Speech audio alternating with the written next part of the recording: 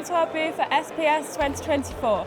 This year we're excited to showcase 15 engaging demos spanning innovations in smart buildings, FPGA industrial vision and our triple FOC motor control wedge.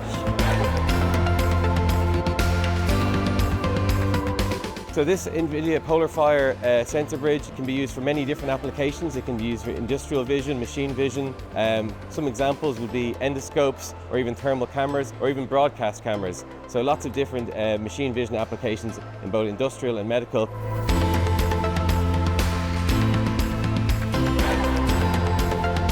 Here we have the smart building demo. What makes this system so efficient is the WBZ board at the heart of the project, our global regulatory certified, RF ready, multi-protocol MCU module with PCB antenna.